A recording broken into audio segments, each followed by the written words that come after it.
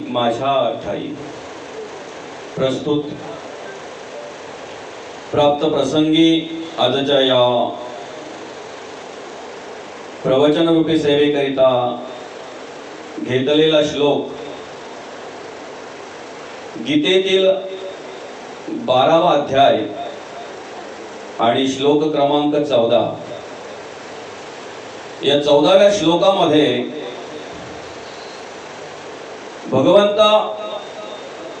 भगवंताला प्रिय असणाऱ्या भक्ताचं लक्षण सांगतात।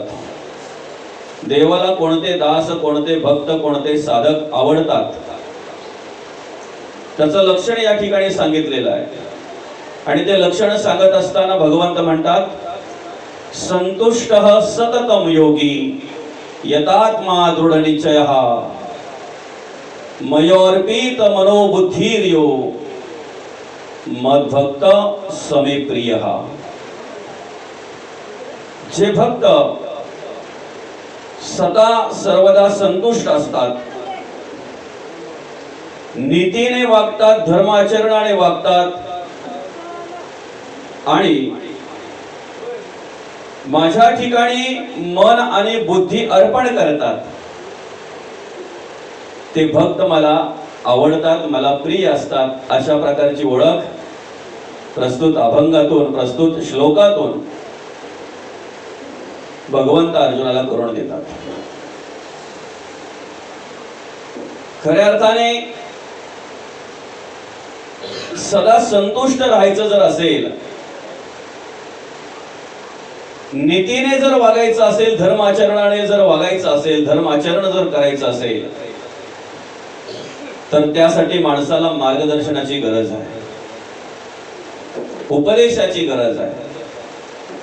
मार्गदर्शनाशिवाय, उपदेशाशिवाय नीतीने कसं वागायचं ते कळणार नाही, धर्म आचरण कशाला म्हणतात ते कळणार नाही। सर्वप्रथम जर आपल्याला संतुष्ट राहायचं आहे तर आपण असंतुष्ट कशाने आहोत याचा विचार केला पाहिजे। आपल्याकडे संतुष्टता का येत नाही याचा विचार सर्वप्रथम आपण करायला हवा।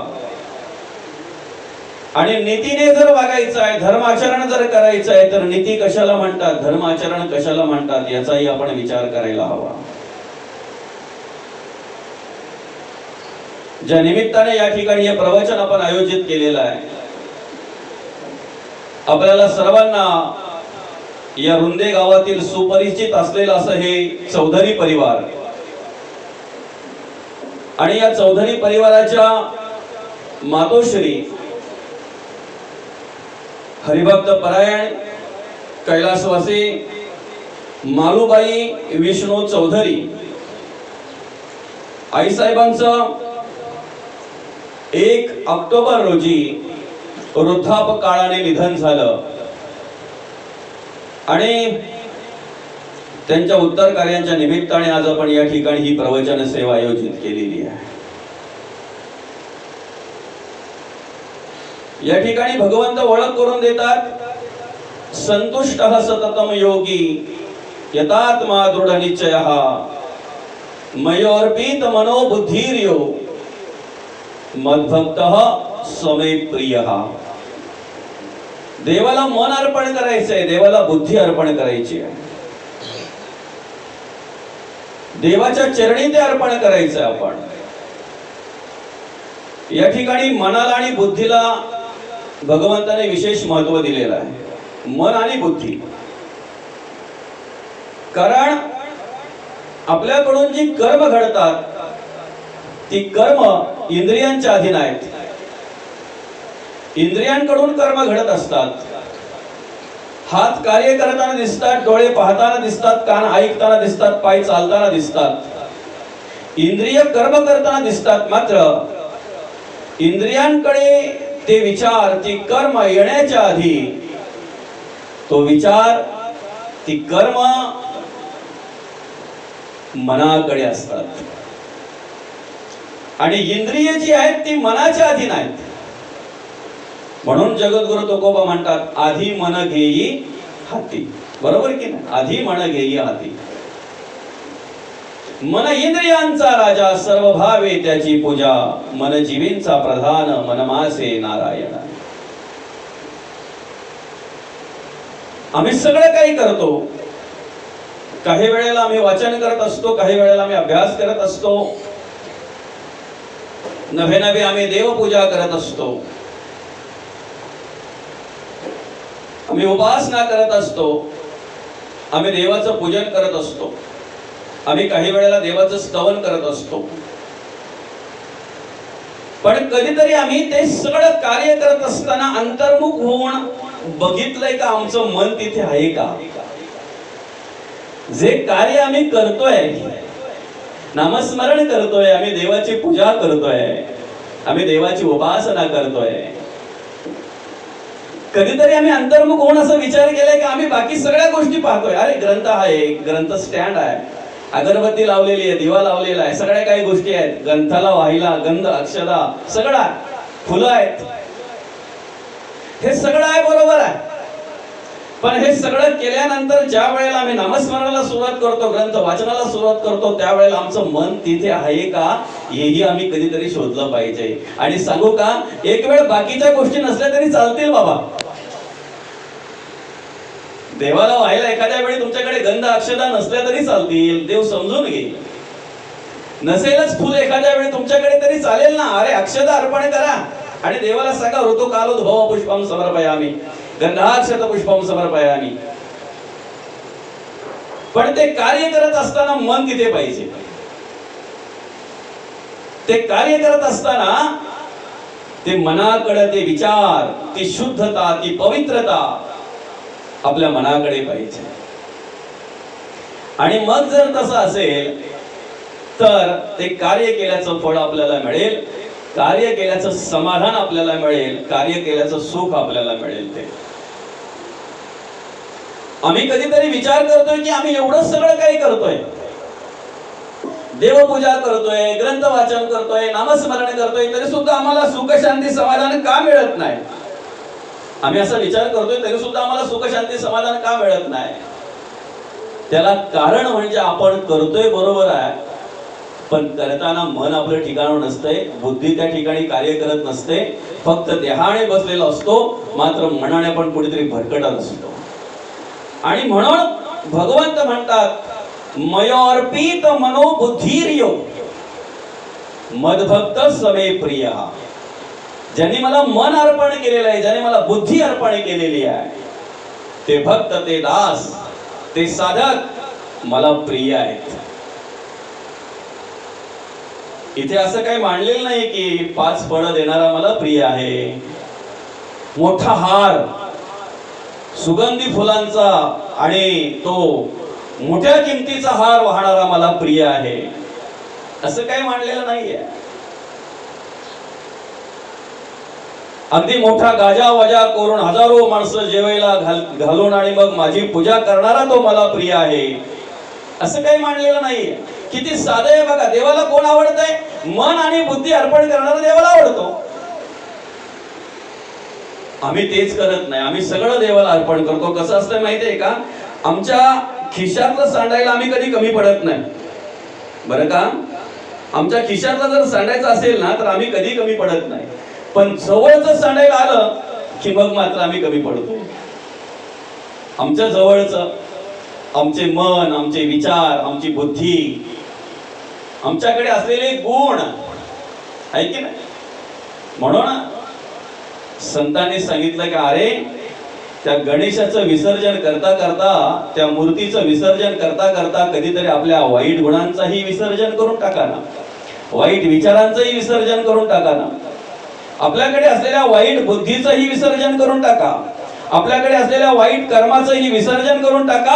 आपलं जीवन सुशोभित झाल्याशिवाय राहणार नाही, आपलं आयुष्य सुशोभित झाल्याशिवाय राहणार नाही. पण खऱ्या अर्थाने आम्ही तेच नेमकं चुकतोय. आमच्याकडची जी घाण आहे, आमच्याकडचं जे किलमिश आहे, तेच विसर्जन करायला आम्ही मागे पुढे घेतोय, आहे की नाही. कारण माणसाला या जीवनामध्ये जगत असताना त्यांची आवड निर्माण झालेली असते, त्याच्यावर अपार प्रेम माणसाचं जडलेलं असतंय. आणि सांगू का, तेच आपले आहेत. असं भ्रम माणसाच्या पिंडामध्ये निर्माण झालेला असतो. काम, क्रोध, लोभ, मद, मत्सर, दंभ, संशय, चिंता, असूया, अद्वया, कल्पना, इष्णा, वासना, आशा, ममता, तृष्णा, कुठपर्यंत आहे ती सगळी मंडळी आपल्याला? जोपर्यंत संचित आहे तोपर्यंत, शिल्लक आहे तोपर्यंत, देहाकडे ताकद आहे, बळ आहे, शक्ती आहे तोपर्यंत. जशी जशी तुमची शक्ती कमी होत जाते ना, तसं तसं एक एक विषय, एक एक वासना, एक एक विकार बाजूला होतो. शेवटच्या वेळेला जेव्हा देहशीन होतो, देहात ताकद राहत नाही, बळ राहत नाही, शक्ती राहत नाही, त्या वेळेला मात्र कोणीही जवळ राहत नाही, कोणीही जवळ राहत नाही. अशा वेळेला कोणीही जवळ जरी राहत नसेल तरी अंतरात्मा मात्र आपल्याला सांभाळत असतो. तो देव मात्र आपल्याला सांभाळत असतो, आहे की नाही? म्हणून मग आपण कोणावर प्रेम करावं, आपण कोणाचं कार्य करावं, आपण कोणाला जवळ करावं, आपण कोणाचा विचार करावा. आणि म्हणून तुकोबा म्हणतात, नको नको मना गुंतू मायाचा. मायेचं जाळं मनुष्य निर्माण करतो दिवसेंदिवस. त्यालाही कळत नाही की मी हे जे जाळं निर्माण करतोय हे कशा प्रकारे आहे, हे माझं हितकारक आहे का अनहितकारक आहे की नाही? बघा ना, माणूस दिवसेंदिवस अगदी कार्य करत असतोय, आशेने जगत असतोय, आशेने, आहे की नाही? आज ना उद्या मला समाधान मिळेल, आज ना उद्या मला सुख मिळेल, आज ना उद्या मला शांती मिळेल, अशा आशेने जगत असतो तो, आशेने कार्य करत असतो. किती मिळालं माणसाला तरी मनुष्य तृप्त मात्र होत नाही, कधीच नाही, आहे की नाही? पूर्वीचा विचार केला तर अरे नुसते कसे तरी दगडी लावलेले असायच्या त्या घराला, अशा, आहे की नाही? बाजूला बाजूला वंचली म्हणायचो आपण त्याला, बाबा बरोबर का? कुडाचे असे ते हे लावलेले असायचे, विणलेले असायचे ते. तेवढं जरी व्यवस्थित असलं ना, सारवण सुरवण केलेलं, तरी माणसाला समाधान वाटायचं, आहे की नाही? पण कधीतरी त्याच्या विचारात आलं की वंचली त्या खूप अगदी त्या घुशी वगैरे वाकरायला लागल्या, आपण पाया बांधून घेऊ, जोत्या बांधून घेऊ. जोत्या बांधून घेतला मग त्याला वाटतंय की आता याच्यावर भिंती झाल्या पाहिजेत, भिंती रचून घेतल्या मग त्याला वाटतंय प्लास्टर झालं पाहिजे, वरती छप्पर व्यवस्थित झालं पाहिजे. बघा ना कशा आशा माणसाच्या वाढत जातात. कितीही सुशोभित झालं, किती व्यवस्थित झालं, तरी पण तो बोलतोच, या गल्लीत एक पडवी काढायलाच लागेल, आहे की नाही? पडव्या काढून काढून तर आपण रस्ते जाम केले असो, पण माणसाची आशा कशी वाढत जाते बघा. एक झालं, दुसरं घर झालं पाहिजे, माझे 3 मुलं आहेत, 3 मुलांना 3 घरं झाली पाहिजेत, म्हणजे त्यांच्या मागे टेन्शन नको, त्यांच्या मागे ताप नको, आहे की नाही? एक गरीब माणूस बिचारा फिरता फिरता फिरता फिरता त्याला काय झालं माहितीये का?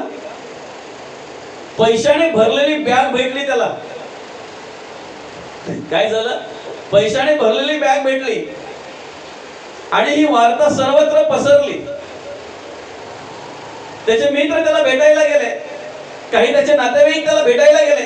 अरे श्रीमंत झाला माणूस, आता आपण त्याला भेटायला जायला हरकत नाही, कारण तुमच्याकडे ज्या वेळेला श्रीमंत येते तेव्हाच सगळे भेटायला येतात. गरिबीच्या वेळेला सगळेच येतील याची गॅरंटी नाही दादा. आणि मग आल्यानंतर त्यांनी एक कल्पना केली की हा किती खुश असेल, किती आनंदी असेल. काय कल्पना केली त्याने? हा किती खुश असेल, किती आनंदी असेल हा, कारण त्याला पैशाने भरलेली बॅग भेटलेली आहे.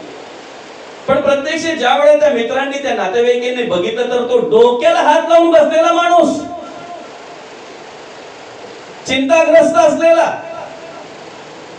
आणि मग त्या मित्रांनी विचारलं, त्या नातेवाईकांनी विचारलं, अरे तुला पैसे मिळालेले आहेत, बॅग भेटलेली आहे, आम्हाला वाटलं तर तू मौज मजेत असेल, अगदी आनंदात असेल, पण तू चिंताग्रस्त, डोक्याला हात लावून काय झालं, काय कसली चिंता आहे तुला, कसलं टेन्शन आहे?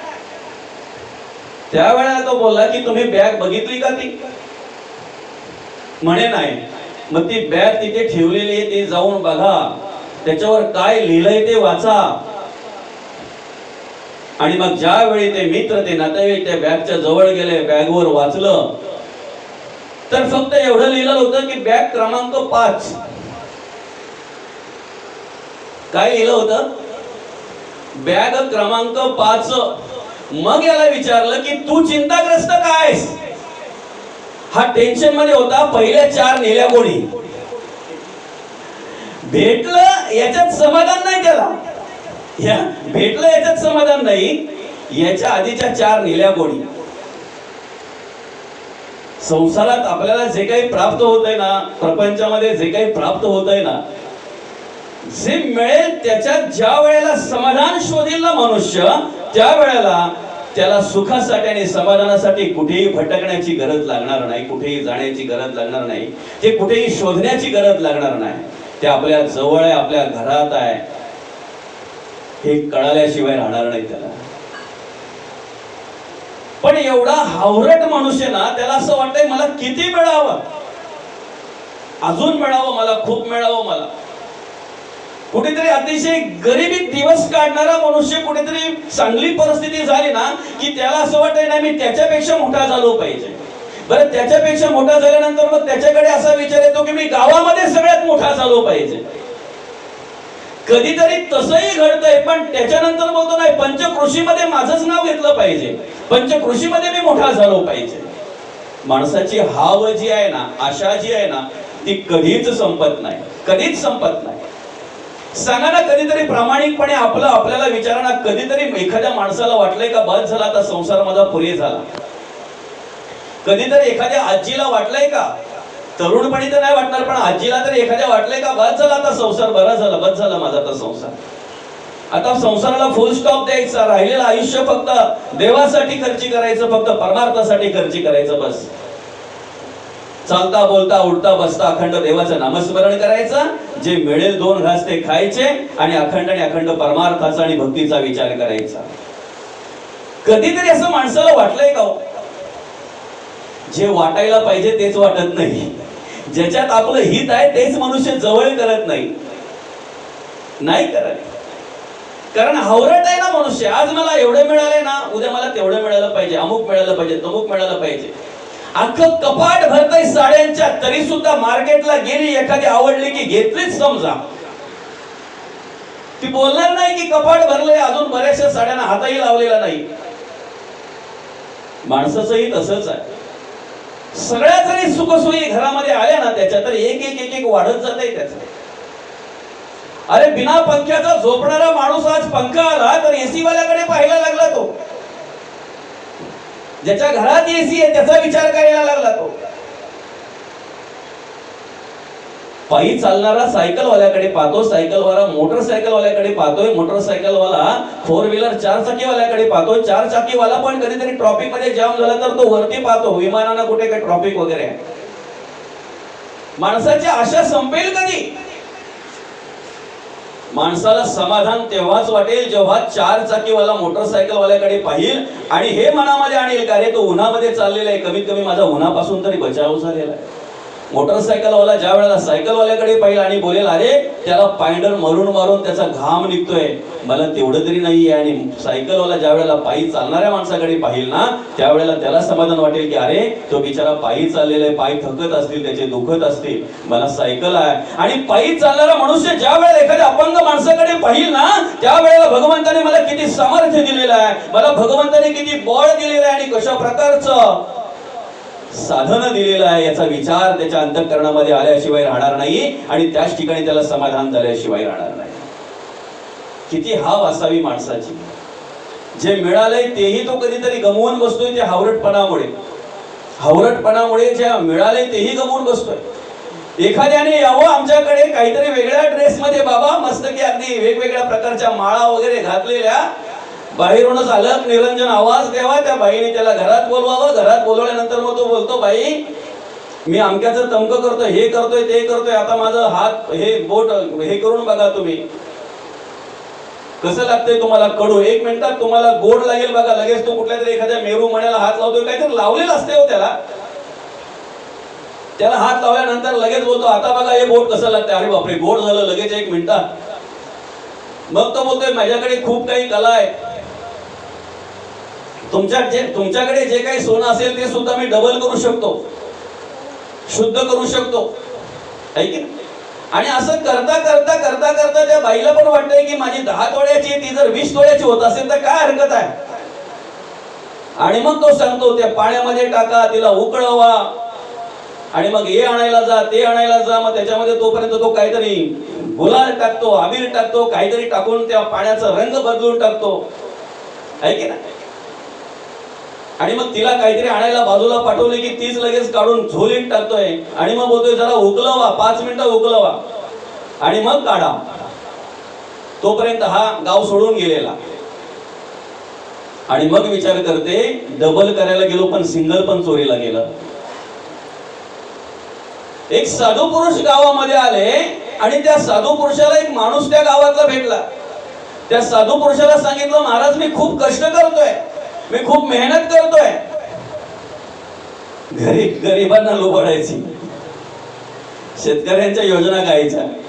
खूप मी कष्ट करतोय, खूप खूप खूप मेहनत करतोय मी, आहे की नाही?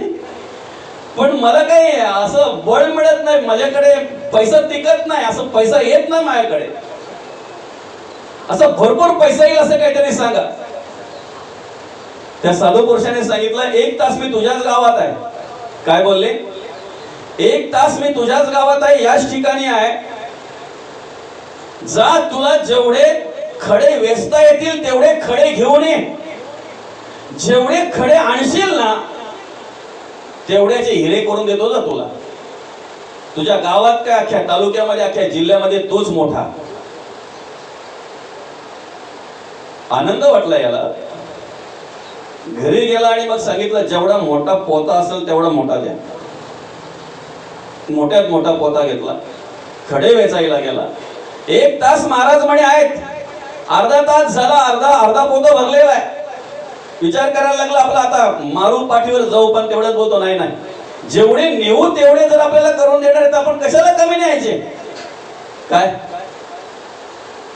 1/2 तास झाला, 50 मिनिटं झाली, 55 मिनिटं झाली. अरे 2 मिनिटात म्हणे मी तिथे पोहोचणार आहे, 5 मिनिटं भरपूर झाली. राहिलेल्या शेवटच्या 5व्या मिनिटामध्ये ज्या वेळेला तो पोता उचलायला गेला त्यावेळेला भरलेला पोता त्याला उचलत नाही. कसा तरी त्यांनी प्रयत्न केला, जोराने ज्या वेळेला पोता उचलायला गेला त्यावेळेला तो पोताच फाटून गेला. जे होते ते सगळे खडे खाली पडले. आणि मग डोक्याला हात लावला, तर 5 मिनिटात काय करायचं, 5 मिनिटात करायचं काय. मग त्याच पोत्यामध्ये जेवढे गुंडाळता येतील तेवढे गुंडाळले. पण तोपर्यंत 1.25 तास होऊन गेला होता. जागेवर आला, महाराज त्या ठिकाणी नाहीयेत, महाराज गेलेले आहेत, कारण महाराजांनी सांगितलं होतं मी जास्तीत जास्त 1 तास या ठिकाणी आहे. हाव किती असावी माणसाला, आशा किती असावी माणसाकडे, जे आहे ते पण घालवण्यापर्यंत. विषय खड्यांचा नाहीये, विषय हिऱ्यांचा नाहीये, विषय आहे आपल्या आशेचा, आपली हाव. आम्हाला भगवंताच्या कृपेने आयुष्य मिळालेलं आहे. किती आयुष्य असावं माणसाला. प्रत्येकाच्या प्रारब्धाप्रमाणे, प्रत्येकाच्या संचिताप्रमाणे, प्रत्येकाच्या शिल्लकीप्रमाणे प्रत्येकाला आयुष्य मिळालेलं असतंय. कोणाला 100 वर्षे, कोणाला 80 वर्षे, कोणाला 60 वर्षे, कोणाला 40 वर्षे, कोणाला 20 वर्षे, कोणाला 10 वर्षे, कोणाला 5 वर्षे. काहींच्या नशिबात आई वडील पाहायचे सुद्धा नसतात, जन्माला आला काय आणि गेला काय. कधीतरी कोणत्या माणसाला असं वाटलंय का प्रामाणिकपणे मला जे आयुष्य देवाने दिले हे पुरे झालं, मला जे आयुष्य देवाने दिलेलं आहे हे पुरे झालं, असं कधीतरी माणसाला वाटलंय का? प्रामाणिकपणे प्रत्येकाने अंतःकरणामध्ये विचारा. प्रत्येकाला असं वाटतं मी खूप जगावं, मी खूप जगावं, 100 वर्षे काय मला अधिक वर्ष आयुष्य मिळावं, असं प्रत्येकाला प्रामाणिकपणे वाटतंय.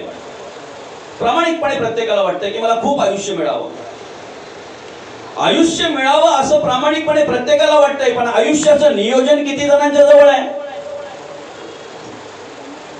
आयुष्याचं नियोजन किती जण करतायत? जीवनाचं नियोजन किती जण करतायत?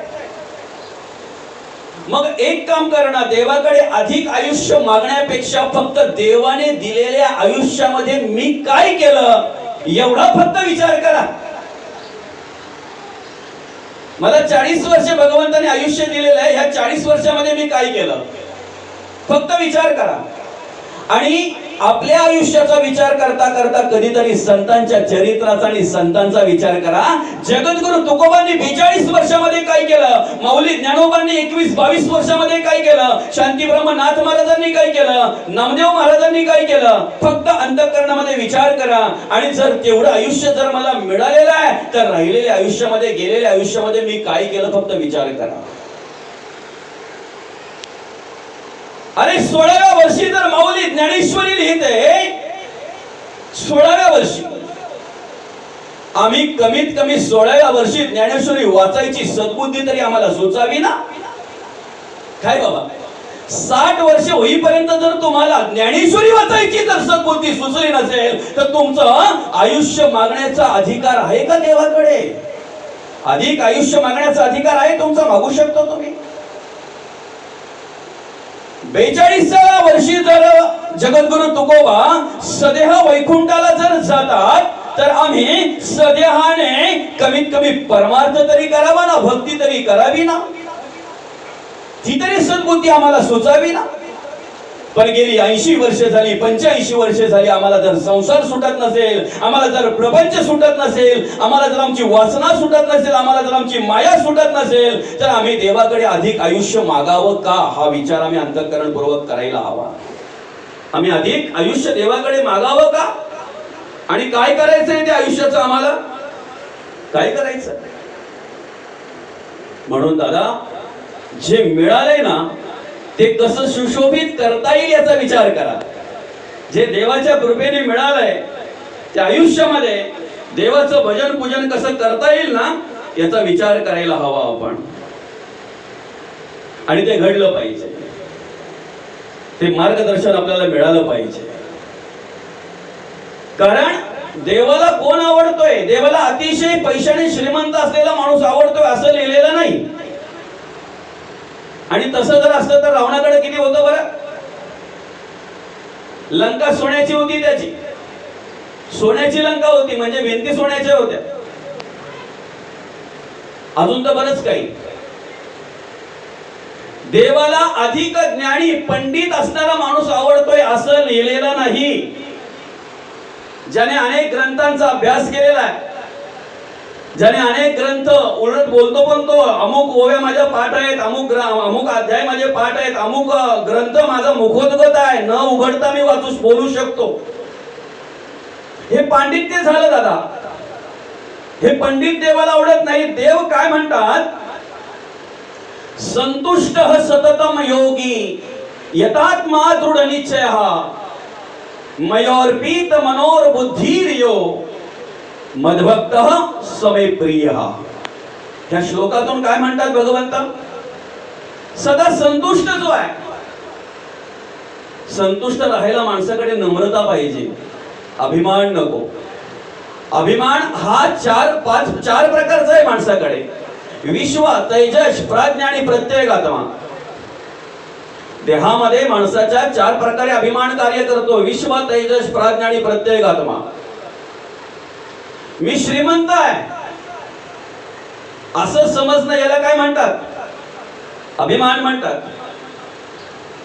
मी सुंदर आहे, मी सर्वात सुंदर आहे, माझ्याकडे खूप बळ आहे, शक्ती आहे,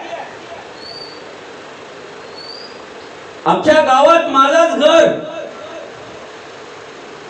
अख्ख्या गावात माझीच जमीन, अख्ख्या गावात पैशावाला. हे सगळे अभिमानाचे प्रकार आहेत. अख्ख्या गावात जर बाई असेल अतिशय सुंदर तर आपलं सोयरं आहेत ना, अख्ख्या गावात असं सोयरं कोणाचं नाही येत, एवढे श्रीमंत सोयरं आहेत आपले. हे सगळे अभिमान आहेत बरं का. माझा मेवणा, हे अभिमानाचे प्रकार आहेत. पण याच्याही पलीकडे सांगू का, हे सगळे अज्ञानातून आलेला अभिमान आहे, हे सगळं भ्रमातून आलेला अभिमान आहे. मी ज्ञानी आहे हे म्हणणं सुद्धा याला अभिमान म्हणतात. मला समजतंय, मला कळतंय, जे मला येतंय ते कोणालाही येत नाही, याला सुद्धा अभिमान म्हणतात. काही वेळेला आमच्या परमार्थिक माणसांकडे सुद्धा बाबा सूक्ष्मातून अभिमान येतो, आहे की नाही? कधीतरी एखादा बोलतो ना, ज्या आम्हाला भेटलाय त्या कोणालाच भेटू शकत नाही. काय बोलतोय तो? एखादा परमार्थिक माणूस त्याला भेटावा, चांगला परमार्थिक माणूस आहे, येतो बिचारा, बसतो, परमार्थिक बोलतो तो, बरं का, परमार्थिक संवाद करतो तो त्याच्याशी, पण तेवढ्यात हा त्याला काय बोलतो माहितीये का, ज्या आम्हाला भेटला ना त्या कोणालाच भेटू शकत नाही. मला आतापर्यंत अनेक भेटले आणि अनेकांच्या मुखातून मी हेच ऐकलं, दादा हे म्हणतात आम्हाला भेटलंय ते कोणालाच भेटलं नाही, हे म्हणतात आम्हाला भेटलंय ते कोणालाच भेटलं नाही, ते म्हणतात आम्हाला भेटलंय ते कोणालाच भेटलं नाही. तेवढ्याच संत म्हणतात, अरे जे बोलतात ना आम्हाला भेटलंय ते कोणालाच भेटलं नाही, असं समजतात त्यांना काहीच भेटलं नाही. आणि त्यांना जर काही भेटलं असतं ना तर या अभिमानामध्ये ते वावरले नसते, या अभिमानामध्ये ते राहिले नसते. मलाच येतंय, मलाच सर्व कळतंय, तो त्याचं काय घेऊन बसला, आजचा ना काळचा, त्याचं फक्त मलाच माहिती आहे. म्हणजे आमच्याकडे एखाद्या महाराजाची एखाद्याने स्तुती करावी आणि आम्ही लगेच तिथे द्वेष मत्सर करून मोकळा होतोय सहज, त्याचं मलाच माहिती आहे, तो सहज बोलून जातोय आम्ही. पण आपल्याकडून जर द्वेष घडत असेल, मत्सर घडत असेल, तिरस्कार जर घडत असेल आणि असा अभिमान जर आपल्या अंतःकरणामध्ये निर्माण होत असेल ना, तर आपल्याला काहीच मिळालं नाही असं समजा. गहिनीनाथ आणि कबीरदास यांची भेट झाली सागराच्या किनारी. सागराच्या किनारी दोघांची भेट झाल्यानंतर कबीरदासांनी नमस्कार केला गहिनीनाथांना, गहिनीनाथांनी नमस्कार केला. पण गहिनीनाथ तेवढ्यावरच थांबले नाहीत, कारण गहिनीनाथ योगी आणि कबीरदास भक्त. तेवढ्यात ते कबीरदासांना म्हणताय, योग श्रेष्ठी, योगी श्रेष्ठ का भक्त श्रेष्ठ? कबीरदासांनी हात जोडले आणि सांगितलं, दादा योगी श्रेष्ठ. काय सांगितलं? योगी श्रेष्ठ. समजतंय तुम्हाला? आपल्या बाजूला बसलेला माणूस जर संतांविषयी आपल्याबद्दल बोलतोय आणि आपण जर त्याला बोलत असू का आम्हाला भेटलाय तर तुम्हाला आयुष्यात भेटणार नाही,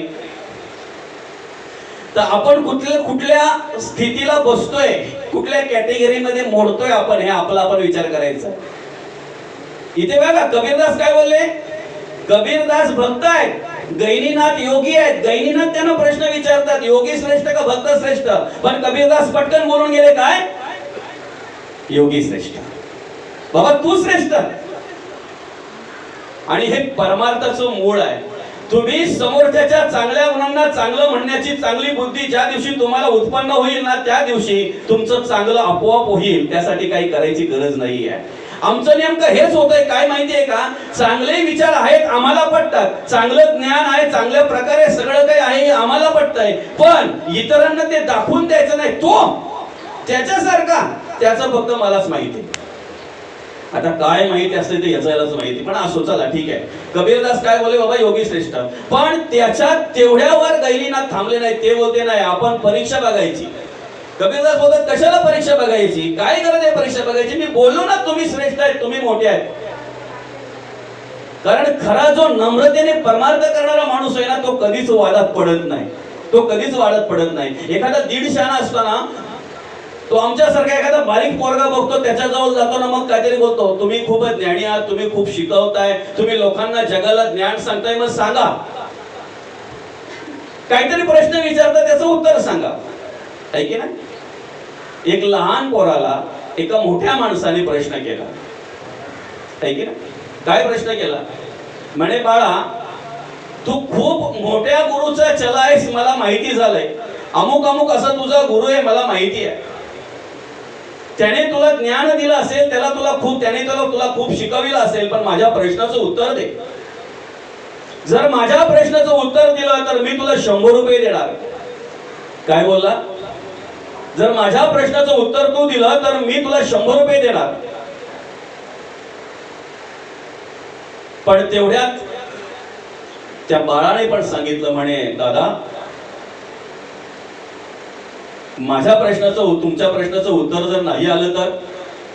तू मला 100 रुपये द्यायचे. नाही नाही म्हणे, मी बारीक आहे ना. काय बोलला तो? मी लहान आहे, मी कुठे कमवायला जातो, पण ठीक आहे, मी तुम्हाला 5 रुपये देणार. मी तुम्हाला 5 रुपये देणार. आणि तुम्हालाही जर उत्तर नाही आलं तर मी सांगितलेल्या प्रश्नाचं, मीही तुम्हाला प्रश्न विचारेन, त्याचं जर उत्तर तुम्हाला नाही आलं तर मग म्हणे मी तुला 100 रुपये देणार. काय काय म्हणाला? मी तुला 100 रुपये देणार. पण तेवढ्यात त्या मुलाने सांगितलं, पहिला प्रश्न माझा असेल, पहिला प्रश्न माझा असेल, माझ्या प्रश्नाचं तुम्ही उत्तर द्यायचं. जर नाही दिलं तर तुम्ही 100 मला द्यायचे, आणि त्या प्रश्नाचं उत्तर जर मी तुम्हाला दिलं नाही तर मी 5 रुपये तुम्हाला देणार. म्हणजे ठीक आहे. आणि मग त्या पोराने प्रश्न केला त्यांना, सकाळी 4 पाय, दुपारी 2 पाय आणि संध्याकाळी 3 पायावर चालणारा असा प्राणी कोणता? प्रश्न सोपा आहे, तुम्हाला सगळ्यांना माहिती असेल, पण त्याने लय डोका खाजवला, त्याने लय विचार केला, त्याने अगदी सगळे ग्रंथ त्या डोक्यामध्ये चाळले, पण त्याला काही त्या प्रश्नाचं उत्तर मिळालं नाही. तेवढ्यात मग त्याने 100 रुपये काढले, त्या पोराच्या हातावर दिले आणि सांगितलं, दादा मला काही तुझ्या प्रश्नाचं उत्तर येत नाही. तेवढ्यात त्या पोराने सांगितलं, मला 100ची नोट नको, मला सुट्टे पैसे पाहिजे. बाबा हे सुट्टे पैसे घ्यायचा, समजतंय ना? हे सुट्टे पैसे घे. आणि मग काय झालं, त्यातले 5 रुपये त्याने त्याला दिले.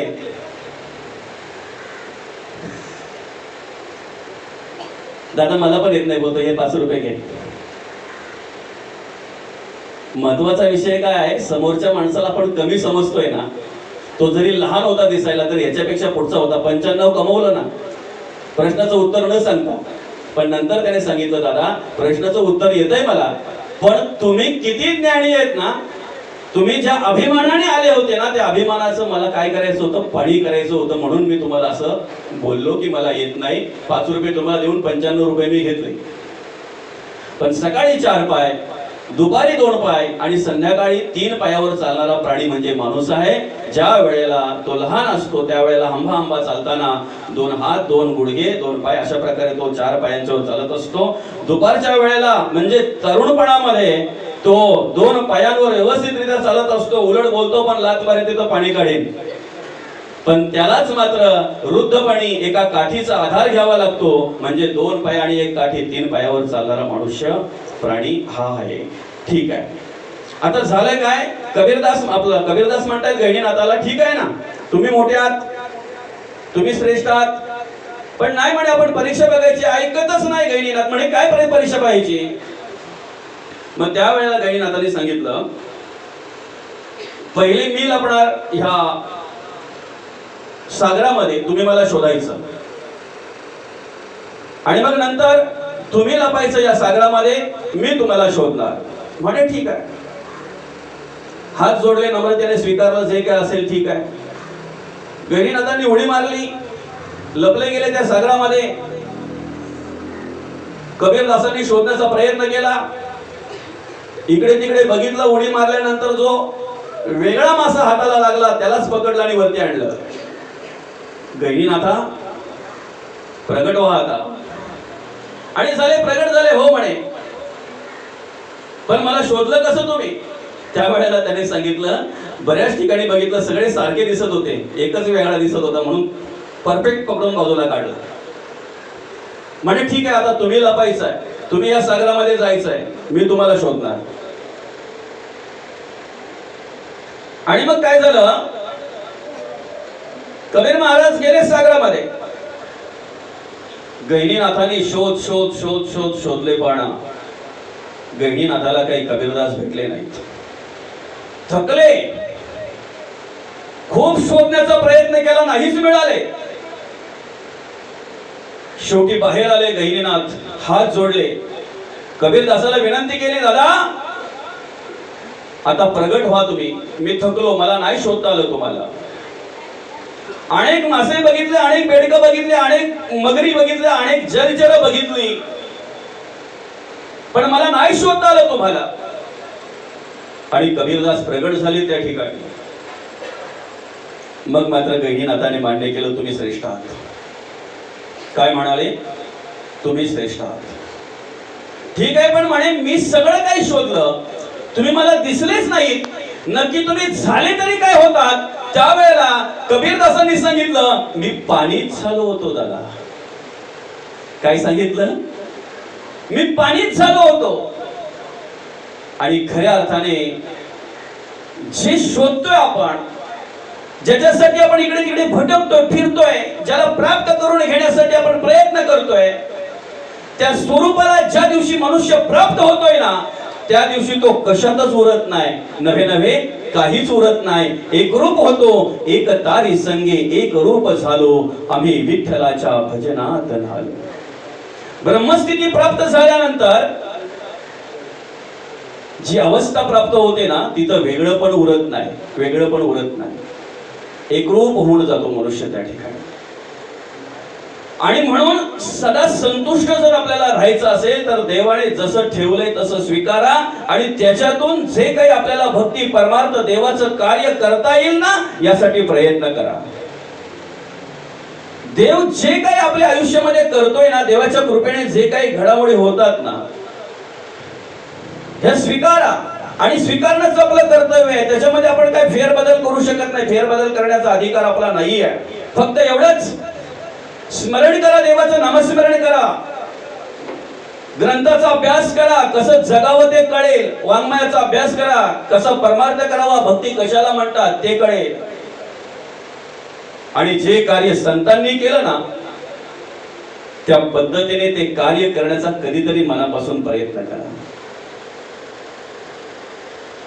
नुसत्या नावाने माणसामध्ये परिवर्तन घडत नाही आणि नावावर जाऊ पण नका. कारण कुठेतरी चांगली कर्म करावीत, कुठेतरी चांगली कर्म त्या ठिकाणी निर्माण व्हावीत, चांगला परमार्थ पाहायला मिळावा, धर्म कार्य पाहायला मिळावं. म्हणून आई वडिलांनी एखाद्या वेळेला एखाद्या मुलाचं तुकाराम नाव ठेवलेलं असतंय, ज्ञानेश्वर नाव ठेवलेलं असतंय, एकनाथ नाव ठेवलेलं असतंय, नामदेव नाव ठेवलेलं असतंय, श्रीराम, श्रीकृष्ण, आत्माराम, अशा प्रकारची नावं ठेवलेली असतात. पण त्या नावाचा जर आपण विचार केला ना, तर त्याप्रमाणे कर्म असतात की नसतात हा फक्त शोध घ्यायला पाहिजे बस. एखाद्याने विचारलं,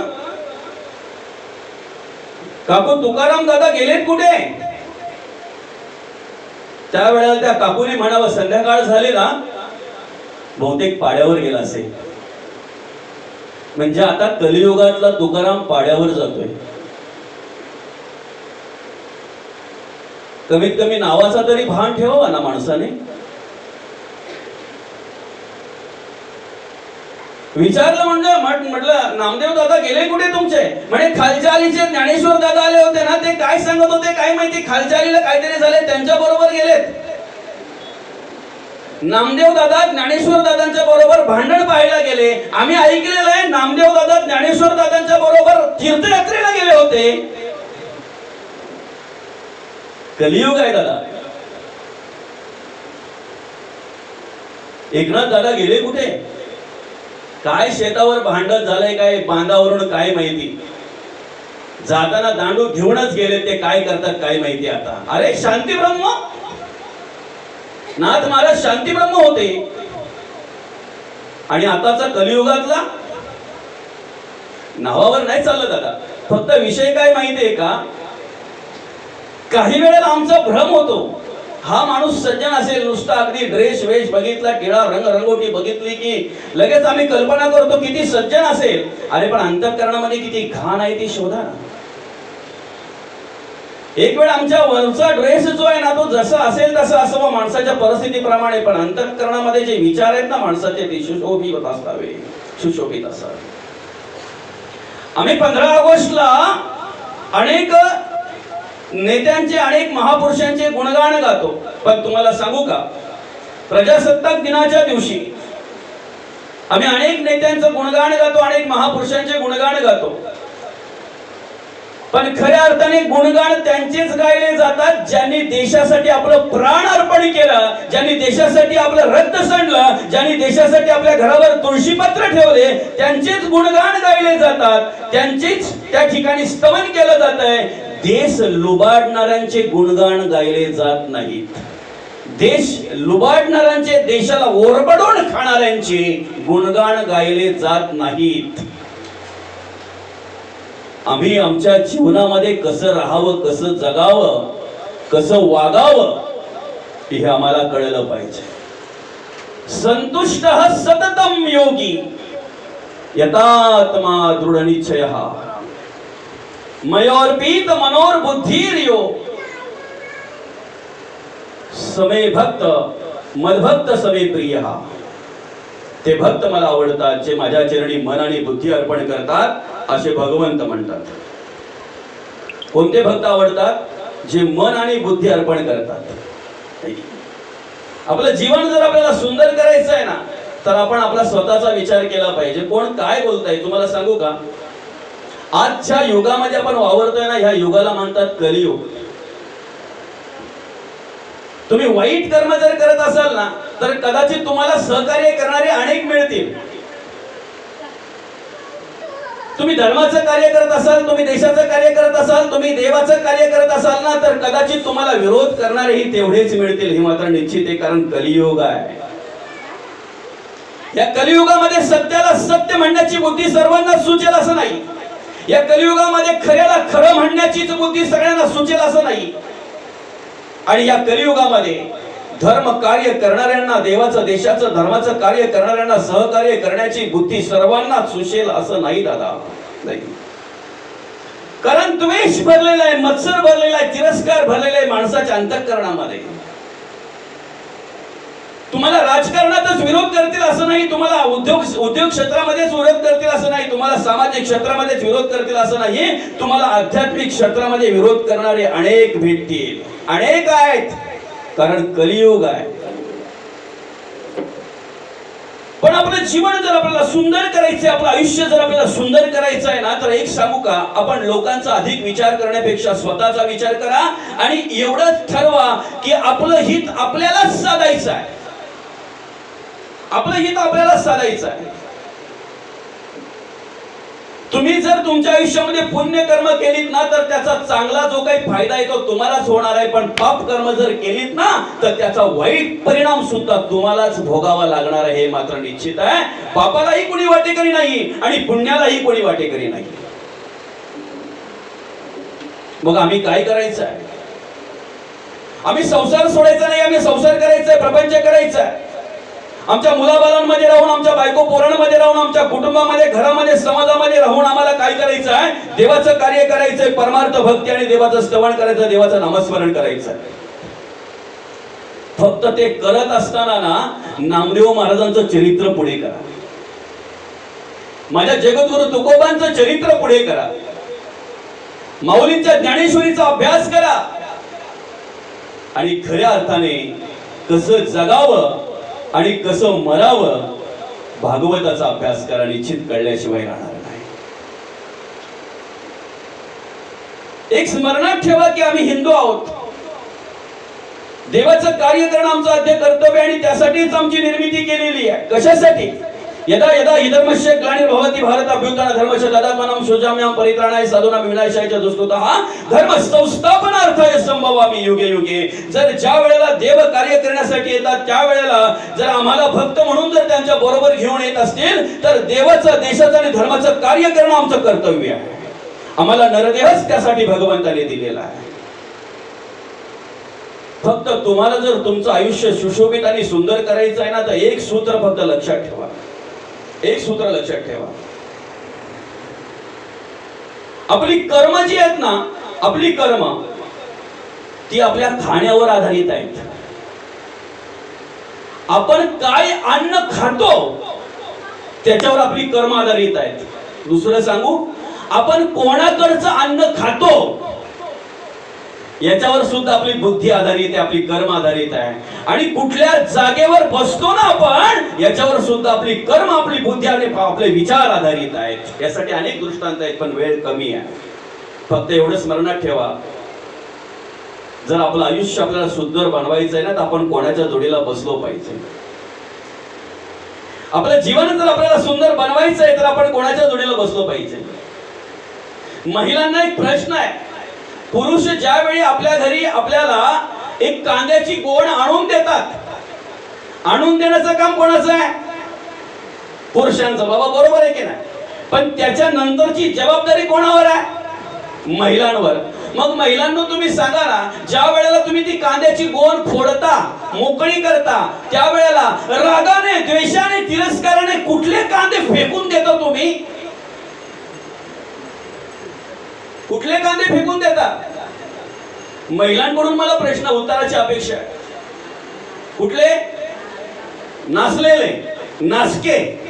ज्या दिवशी तुम्ही तुमच्या आयुष्यातल्या नासके कांदे फेकून द्याल ना, त्या दिवशी तुमचं आयुष्य सुंदर झाल्याशिवाय राहणार नाही, त्या दिवशी तुमचं जीवन सुंदर झाल्याशिवाय राहणार नाही.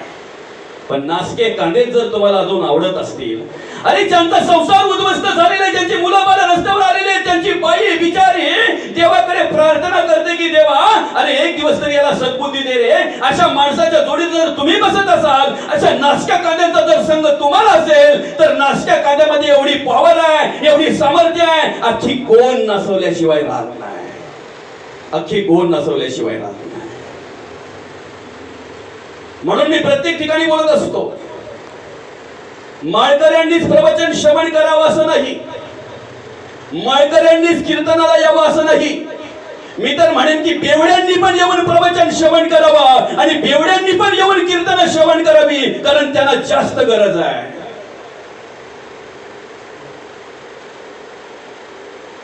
तुम्ही आधी शिकताय आणि मग शाळेत जाताय की शिकण्यासाठी शाळेत जाताय? मग मी तर म्हणेन बेवड्यांनी पण ग्रंथ वाचावेत. का? ते ग्रंथ वाचता वाचता कधीतरी त्यांच्या बुद्धीमध्ये प्रकाश पडेल आणि त्यांना सद्बुद्धी सुचेल चांगली कर्म करण्याची. आमची प्रवचन, आमचे अनेक कार्यक्रम, अनेक ठिकाणी रोजचे कार्यक्रम चालू आहेत, रोज कार्यक्रम होत असतात. पण मी देवाला प्रार्थना करतो, देवा, अनेक प्रकारची माणसं हे कार्यक्रम श्रवण करत असतात, प्रवचन श्रवण करत असतात. अनेक विचाराची माणसं प्रवचन श्रवण करत असतात. पण खऱ्या अर्थाने